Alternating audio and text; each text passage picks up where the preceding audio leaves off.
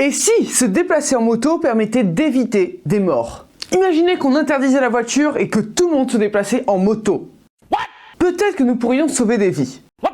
Vous comprenez pas ce que je raconte? Eh ben restez et vous allez être surpris. Bonne vidéo. Tous les déplacements émettent du CO2. Une moto c'est 97 grammes de CO2 par kilomètre et une voiture 192. Mais quand on sait qu'un Français moyen parcourt 8000 km par an, et en plus qu'on estime que 4434 tonnes de CO2, ça tue une personne.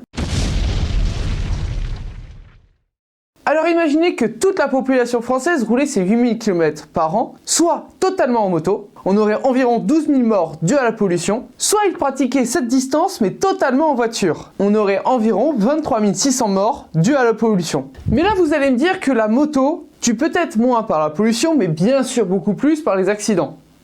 On va considérer que 3/4 des déplacements se font en voiture, et seulement 3% des déplacements se font en moto. Ces pourcentages viennent des études qui ont été faites, qui ont cherché à connaître la mobilité des Français quand ils faisaient les allers-retours travail-domicile.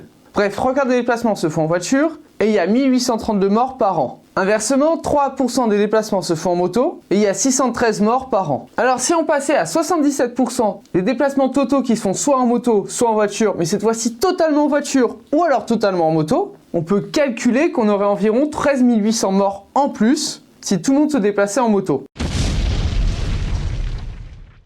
Dans un monde où tout le monde se déplace en moto, 11 000 morts évitées dues à la pollution, 13 000 morts dues aux accidents. Donc l'utilisation de la moto engendrerait 2178 morts en plus chaque année. Donc oui, se déplacer en moto est plus mortel, mais beaucoup moins que ce qu'on pense, si on considère les émissions en CO2.